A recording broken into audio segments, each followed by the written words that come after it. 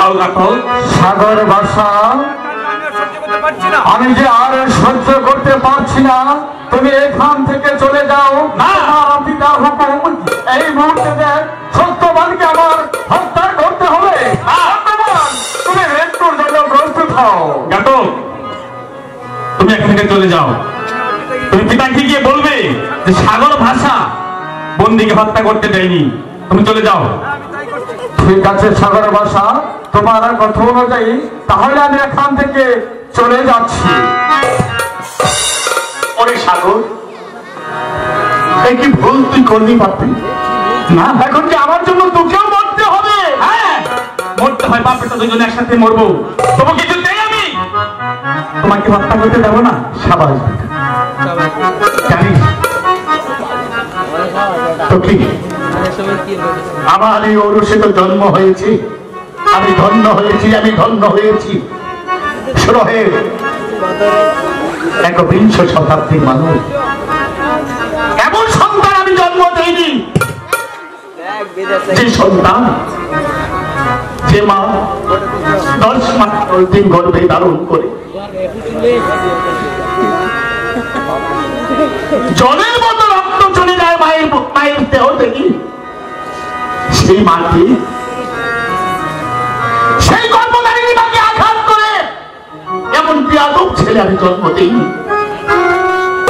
আমি দিয়েছি সোনার টুকরো একটি ছেলে, এমন সন্তান আমি জন্ম দেইনি যে বাবা বৃষ্টিতে ভিজে রোদ্রে শুকিয়ে আগে বাংলা পরিশ্রম করে দুবেলা মুখে আহার তুলে দেয়।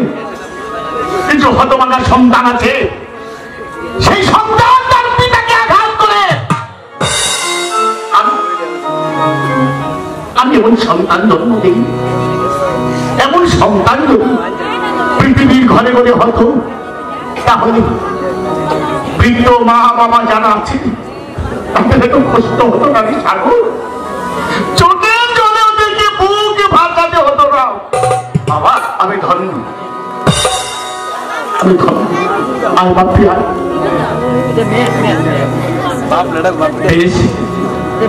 চলো বাবা, আমি তোমাকে নিয়ে আমি আমার পিতার কাছে চলে যাব। তাই তো বলেছি, মরতে যদি হয় বাপ বেটা দুজনে একসাথেই মরবো। বেশ, তাহলে চলো।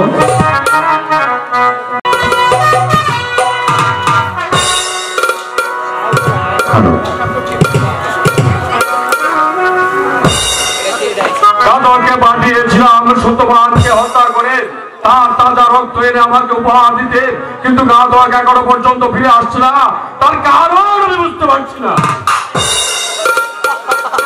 মহারাজের জয় হোক। মহারাজ, আপনি পাঠিয়েছিলেন সত্যবানকে দক্ষিণে শ্মশানে নিয়ে হত্যা করার জন্য, কিন্তু মহারাজ আমি দক্ষিণে শ্মশানে নিয়ে সত্যবানকে যে হত্যা করতে পারিনি। মহারাজ, কেন তুমি তাকে হত্যা করতে পারোনি? মহারাজ, আমি হত্যা করতে চেয়েছিলাম ঠিকই, আমি যে মুহূর্তে সত্যবানকে হত্যা করব ঠিক এই মুহূর্তে আপনার পুত্র সাগর ভাষা এসে আমাকে বাধা প্রদান করেছে। মহারাজ, সাগর ভাষা তোমাকে বাধা দিয়েছেন, ঠিক আছে তুমি যাও, আমি দেখছি সাগর ভাষা কেন এই কাজ করেছে। ঠিক আছে মহারাজ, আমি তাই করছি।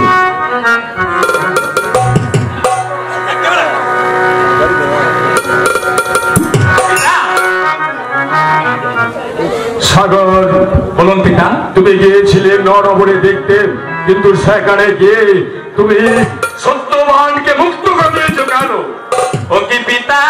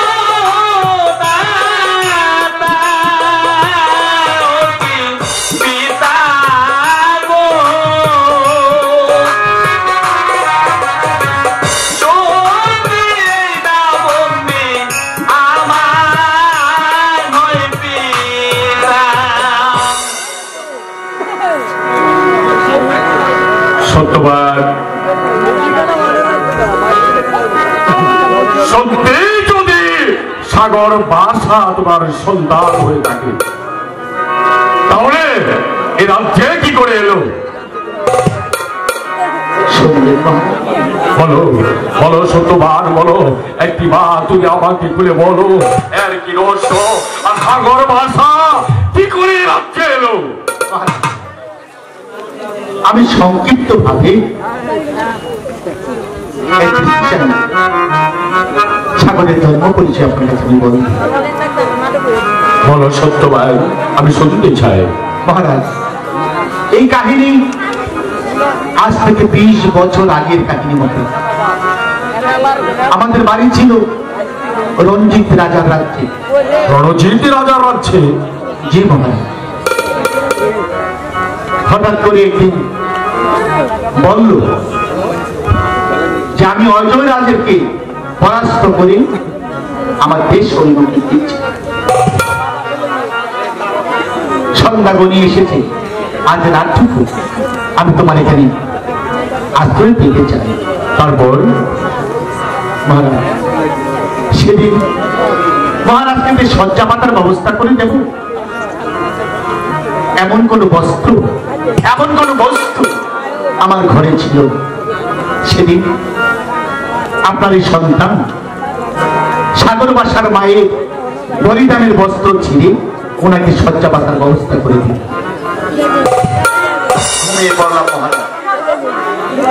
হঠাৎ করে নিষ্ঠুর পাষাণ হৃদয়হীন মানুষ চাবুকের পর চাবুক মারতে লাগলো ওর মাকে এবং আমাকে। তখন আপনার সন্তান ছিল ওর মায়ের গর্ভে।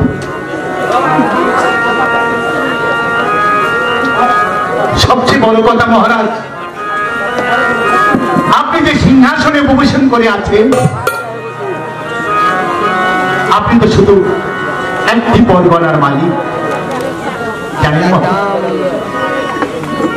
আমার পিতা, আমার পূর্বপুরুষ জানেন এমন 24টি পরগনার মালিক ছিল। তোমার পিতা? বলো সত্যবান, একবার খুলে বলো তোমার পিতার কি নাম ছিল? আমার পিতার নাম স্বর্গীয় রাজা গজাধর। সত্যবান, কি নাম বললেন? তোমার পিতা যে আমার পিতার বন্ধু ছিল। সত্যবান, বলো সত্যবান, বলো এরপর কি হয়েছিল? এরপর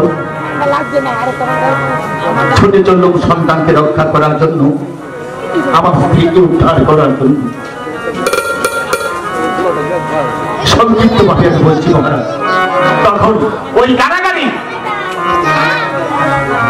আজকের এই সোনার ঠেকুর ছেলের জন্ম হয়েছিল।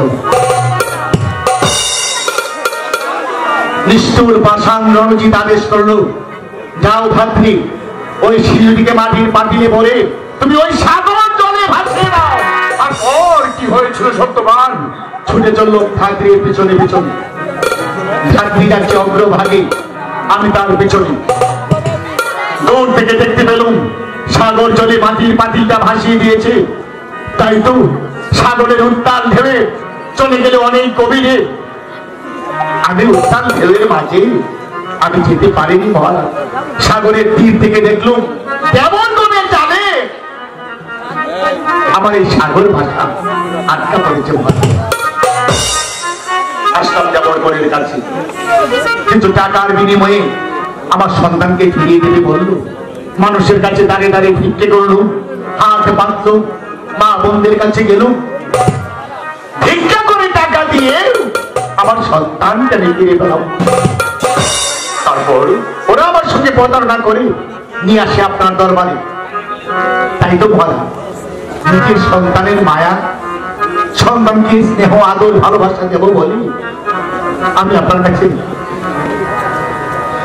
চাকরির কাজে নিয়েছি মহারাজ। সত্যবান, আজ আমার কিছু বুঝতে বাকি নেই। সত্যবান, সত্যি এই সাগর ভাষা তোমারই ঔরস জাত সন্তান। সত্যবান, আমি যে পুত্র হারা ঠাকুরের কাছে কত ফুল জল দিয়ে প্রার্থনা করার পর তোমার এই ওরস জাত সন্তান সাগর ভাষাকে আমি আবার সত্যবান সত্যবান তুমি আমার চাকর, তারপরও আমি তোমার কাছে অনুরোধ করছি, তুমি আমার রাজ্য, রাজ সিংহাসন, সৈন্য সামন্ত সবকিছু নিয়ে যাও, শুধু সাগর ভাষাকে আমার কি না মহারাজ না অমন করে বলে আপনি আমাকে আর ছোট করবেন না মহারাজ। আমি যদিও সাগর ভাষার জন্মদাতা পিতা, আমি তো শুধু জন্মই দিয়েছি, কিন্তু সে আপনি শিশুকাল থেকে আদর স্নেহ ভালোবাসা দিয়ে নিজের সন্তানের মতো মানুষ করেছে। আমি কি পারি মহারাজ, আমি কি পারি আপনার বুক থেকে সাগর ভাষাকে কেড়ে নিতে? সাগর আপনার সন্তান, আপনারই থাকবে, আমি শুধু চাকর হয়ে আমি আমার সন্তানের লালন পালন করব। সত্যবান তুমি চাকর, আজকে এই মুহূর্তে যে মুহূর্তের পরিচয় তুমি দিয়েছ সত্যবান, তার বিনিময়ে আমি তোমাকে কি দিয়ে পুরস্কৃত করবো, তাই তো আমি ভাবছি হ্যাঁ সত্যবান, হ্যাঁ আজ থেকে এই মুহূর্ত থেকে তুমি অদয় রাজ্যের প্রধান এত বিশাল দায়িত্বকে আমি পালন করতে পারবো না। পারবে সত্যবান পারবে, আমার বিশ্বাস তুমি পারবে অদয় রাজ্যের প্রধান সেনাপতির দায়িত্ব পালন করতে। পিতা পিতা আপনি অনুমতি দিলে আমি আমার বাবাকে নিয়ে হরিণ শিকারে যাব। পুত্র সাগর ভাষা, তুমি হরিণ শিকারে যাবে, কিন্তু শিকার থেকে ফিরে আসার পরে আমি রাজা রণজিতের বিরুদ্ধে যুদ্ধ ঘোষণা করব। রাজা রণজিৎ সিংহ অন্যায় অত্যাচারে রাজ্যটাকে ভরিয়ে তুলেছে, এবার আর আমি নীরবে সহ্য করবো না। যেমন করে হোক, যেভাবে হোক, ওই রাজা রণজিৎকে এই সিংহাসন থেকে টেনে হিসড়ে নামিয়ে সেই সিংহাসনে আমি তোমার পিতাকে প্রতিষ্ঠিত করব। সাগর ভাষা যখন বলছে শিকারে যাওয়ার জন্য, আসুন আপনার নিজ হাতে সাগরকে আমি আমার নিজ হাতে সাগরকে আর তোমাকে সুসজ্জিত ভাবে, শুধু তাই নয় সে সাথে শত শত সুদক্ষ সৈন্য দিয়ে তোমাদের হরিণের শিকারের যাত্রার ব্যবস্থা আমি করব। বেশ চলো।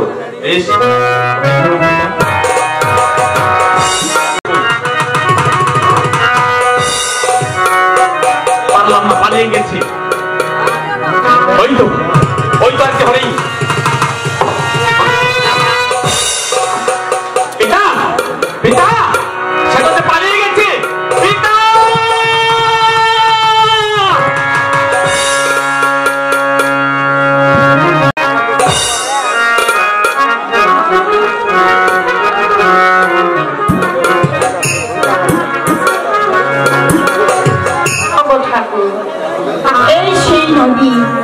এই নদীতে ভাতকে আমার সন্তানকে ভাসিয়ে দিয়েছিল, জানি না সে বেঁচে আছে কিনা মরে গেছে।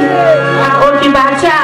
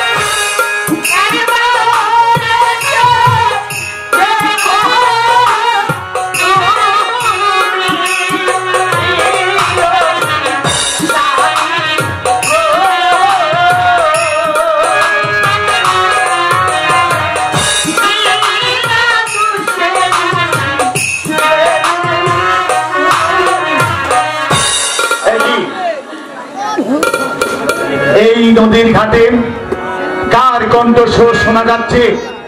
মন বলছে সেই কণ্ঠস্বর যেন আমার যুগ যুগান্তরের পরিচিত।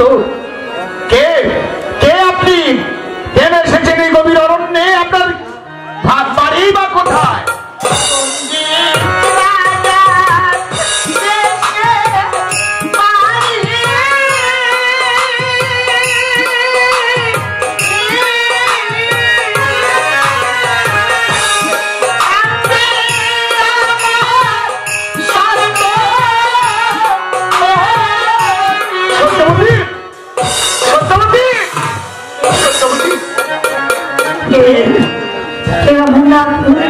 সত্যবতী,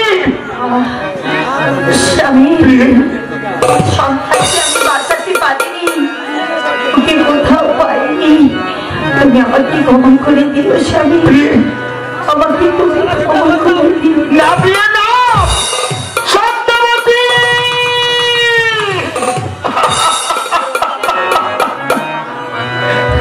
হে ভগবান, তুমি আমাকে সব কিছু দিয়ে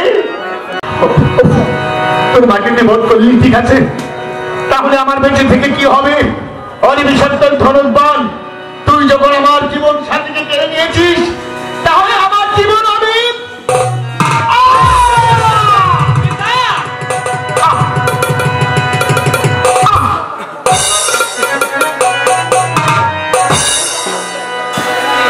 পিতা কি ভগবান ছেড়ে গেল মাতা এই জগতে।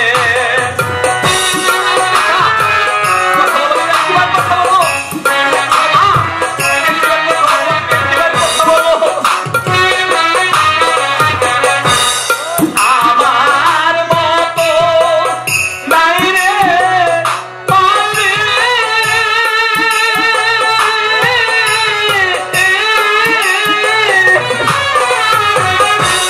মাতৃবন্ধ রিলাম আমি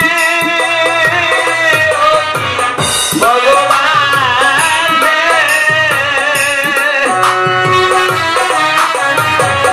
ছেড়ে গেল মাতা এই জগতে।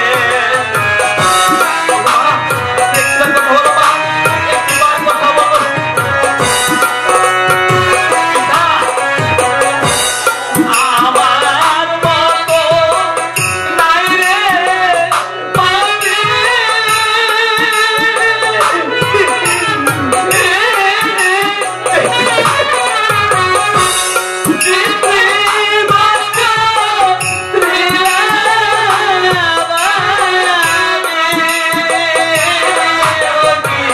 ভগবান হে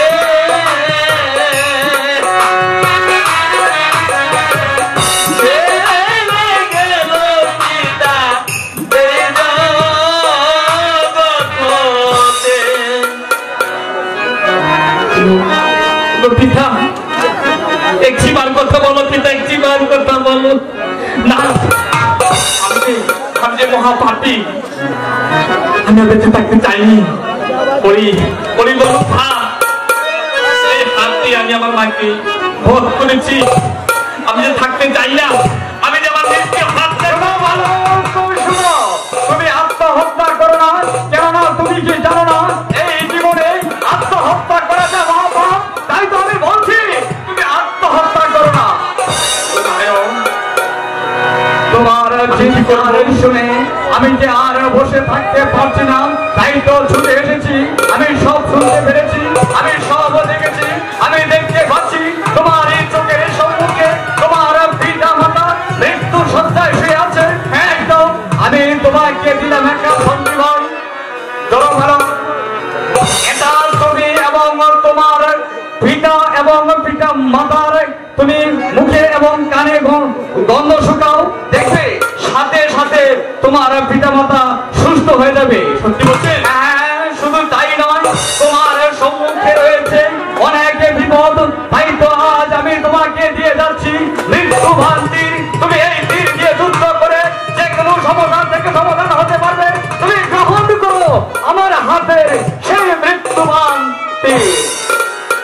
আছে। ওই যে দেখো বালক, উত্তর দিকে বিরাট বড় আগুন লেগেছে, তুমি ভালো করে দেখো। নারায়ণ, ঠিক আছে, নারায়ণ যা বলেছে আমি যে তাই করব।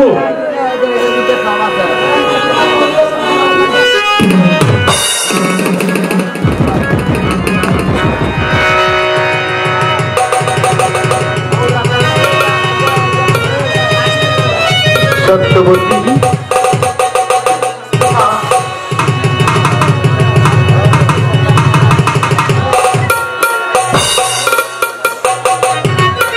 সত্যবতী,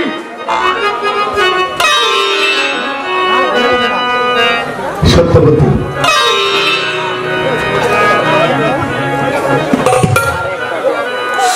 স্বামী, যে দেখো প্রিয়, যার জন্য 20 বছর তুমি কেটেছ, তোমার সেই বুকের মানি, তোমার সন্তান সাগর ভাষা তোমার মধ্যে। স্বামী, মা, মা, আয় বাবা, মা, স্বামী, বলো প্রিয়, এতদিন তুমি কোথায় ছিলে? আমি এক ব্রাহ্মণের বাড়িতে আশ্রয় নিয়েছিলাম। এসো, তাদের বাড়িতে আমি তোমাদেরকে নিয়ে যাবো। বেশ, তাই চলো মা।